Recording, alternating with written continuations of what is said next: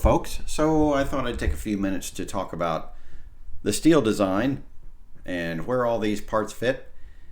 So here you're seeing the cartoon from the request for quote that I sent out to steel fabricators of the high-level 3D view of where these parts go.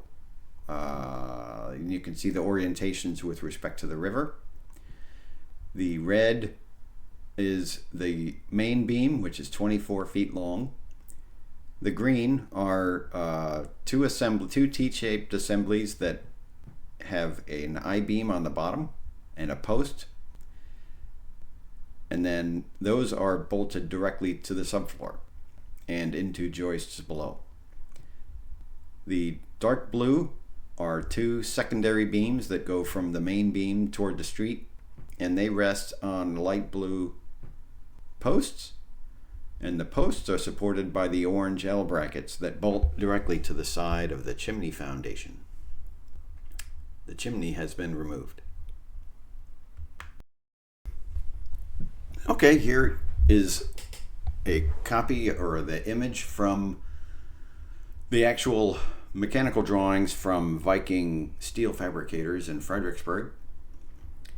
They drew this up, and along with all the dimensions and specifications for their shop for our approval, and we'll show how this attaches.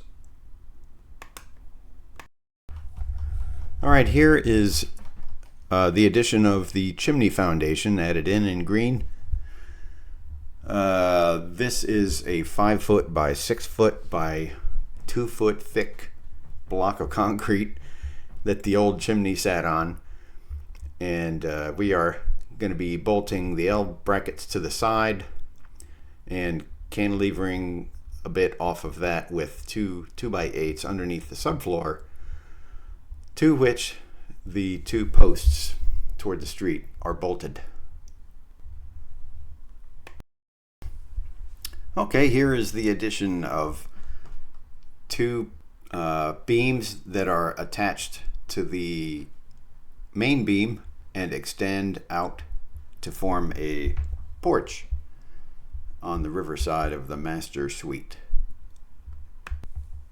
And these are supported by two LVLs, which are also approximately 24 feet long, and they span the two windows and the sliding door that on the first floor that go to the backyard.